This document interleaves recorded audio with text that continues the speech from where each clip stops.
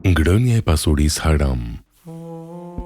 Allahu i Madhërisëm në Kur'an thot: Mos ja merrni pasurinë njëri tjetrit padrejtësisht, dhe mos u bëni mi të dhënës në gjykatësit për t'ua përvetësuar në mënyrë të paligjshme dhe me vetëdije njerëzve një pjesë të mallit. Surja El-Bekare 188.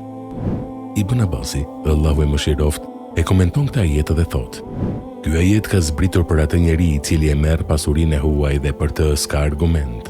E pastaj kur akuzohet për këtë vepër, e mohon dhe e akuzon te gjykatësi, e ai e di shumë mirë se nuk ka të drejtë dhe se ai është mëkatar, ngrënës i pasurisë haram. Allahu në një ajet tjetër thot: Vërtet, ata që shpenzojnë pasurinë e jetimit pa të drejtë, vetëm mbushin barkun e tyre me zjarr, dhe ata do të digjen në zjarrin plakërues. Surja Nisa 10. Imam Ahmedi në musnetin e tij transmeton prej Kab ibn Ayad, Zoti qoftë i kënaqur me të, se pejgamberi alayhis salam thot: Çdo umet e ka sprovën e vet, dhe sprova e umetit tim është pasuria. Siç e shohim, sot shumicës e njerëzve nuk i intereson se prej nga e fitojnë pasurinë, prej halallit apo prej haramit. Këtë e vërteton edhe pejgamberi alayhis salam kur thot: Do të vijë një kohë kur njerëzve nuk ju intereson se prej nga e fitojnë pasurinë, prej halallit apo prej haramit. Ibn Mubareku, Allahu e mëshiroft, thot: Ta refuzoj një dërhem për të cilin dyshoj se është i fituar në haram. Është më e dashur te unë se sa t'i jap lëmosh 100.000 dërhem. Omeri, Allahu e mëshiroft, thoshte: I braktisnim 9 nga 10 të halallit, vetëm që mos të binim në haram. Këtë e vepronte duke ju nënshtruar dhe përulur fjalës së pejgamberit alayhis salam në hadithin që e përcjell Numan ibn Beshiri: Vërtet e lejuara, halalli, është e qartë, por edhe e ndaluara, harami, është e qartë. Ndërmjet tyre janë gjërat e dyshimta, të cilat shumë njerëz nuk i dinë. Kush mbrohet nga gjërat e dyshimta, e ka siguruar fen dhe nderin, ndërsa kush bie në gjërat e dyshimta, ka rënë të ndaluarën, ngjashëm sikur bariu i cili e ruan kopen rreth vendit ku llotos së ndaluar, dhe në çdo rast, kopeja mund t'i ikë dhe të kullos në të. Një prej formave dhe pamjeve të ngrënies së pasurisë haram është kamata, të cilën Allahu dhe i dërguari i tij e kanë ndaluar rreptësisht dhe e kanë mallkuar ngrënësin e saj, shkruesin e saj dhe dëshmitarët. Allahu i lartësuar thot: O ju që keni besuar, ta keni frikë Allahun dhe hiqni dorë nga kamata nëse jeni besimtar të vërtet. Surja El-Bekare 278. Sot disa njerëz garojnë në blerjen e aksioneve prej bankave të cilat punojnë me kamat, kurse disa të tjerë deponojnë të hollat e tyre nëpër banka dhe banka çdo muaj i jep përqindje të cilën e quajnë dobi, por në fakt kjo është kamat. Prej formave të ngrënies së pasurisë haram është padrejtësia ndaj rrokave të punëtorëve dhe mosdhënia e të drejtave të tyre në kohën e duhur. Po ashtu një prej formave të tjera është edhe dukuria që e hasim në përtregje, e ajo është betimet e rrejshme në Allahun se malli është i mirë pa tmeta, apo mashtrimet e ndryshme që i bën shitësit në shit blerje. Ngrënësi i pasurisë haram e rrezikon veten e tij me dënimin e Allahut në dynja, në varr dhe në ahiret. Në dynja, dënimi i tij është humbja e pasurisë, ngritja e bereqetit prej saj, fatkeqësi në trupin e tij e të tjerë, siç na njofton Allahu. Allahu ja heq çdo përfitim kamatës, kurse rrit përfitimin e bamirësisë.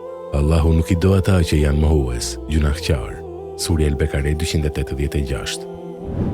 Për dënimin e tij në varr, argument është hadithi që na përcjell Imam Buhariu në Sahihin e tij, se një rob ishte me pejgamberin alayhis salam në luftën e Hajberit, ku edhe ndroi jetë prej një shigjete, e cila kishte devijuar objektivin dhe goditi papritmas.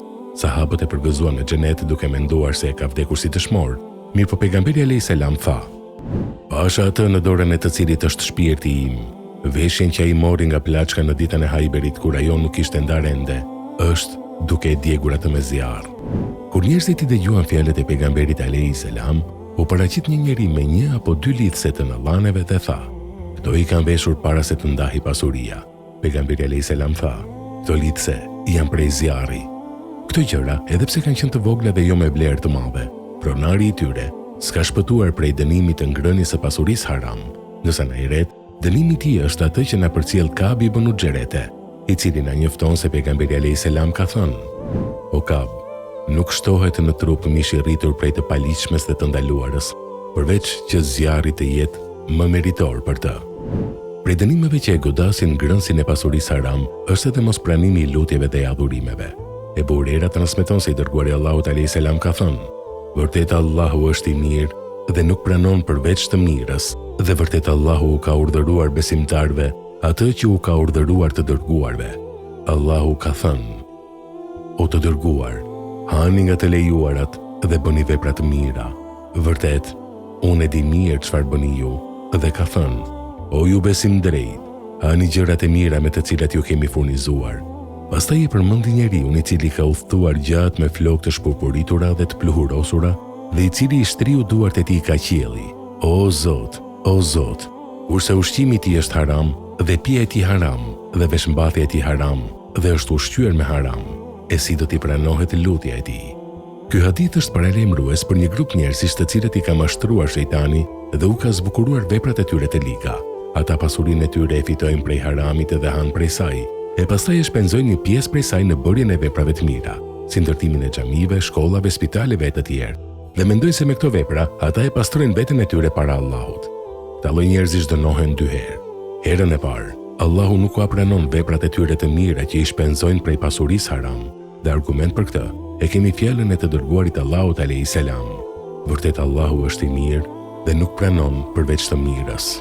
Herën e dytë, Allahu i dënon për këtë pasuri dhe ditën e gjykimit do t'i japin llogari për të, për cilët se i dërguari Allahut ka thënë: disa njerëz zhyten, fusin dorën në pasurinë e Allahut, pa të drejtë, atyre ju takon zjarri si ndëshkim ditën e Kiametit. Sufjan Theuri, Allahu e mëshiroft, thot: ai i cili shpenzon pasurinë e tij haram në adhurime dhe vepra të mira, është si ai i cili i pastron rrobat e tij me urinë. A dihet se rrobat pastrohen vetëm se me ujë, kurse mëkatet nuk i pastron përveç se hallalli.